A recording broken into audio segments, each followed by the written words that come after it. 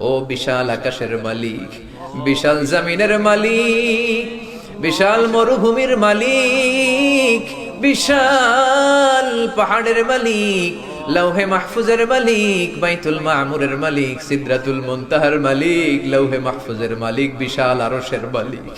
তোমার আকাশ বাতাস, তোমার চন্দ্র সূর্য, তোমার পাহাড় পর্বত আরশের তুলনায় আমাদের হাত দুইখানা বড় ছোট্ট গো আল্লাহ। ছোট দুটি হাত পেতে বুক ভরা আশা নিয়ে তোমার শাহী দরবারে তোমার পেয়ারা বান্দাদেরকে নিয়ে ভিক্ষুকের মতো, নাদানের মতো, মূর্খের মতো হাত তুললাম।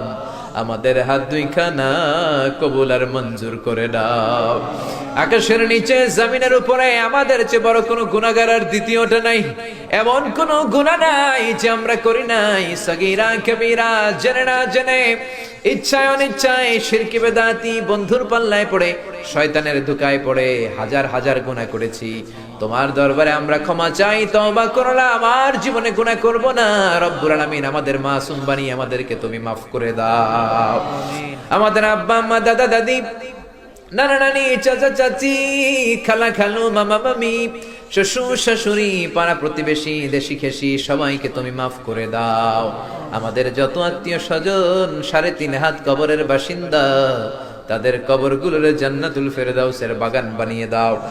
রব্বুল আলামিন জানেন আমার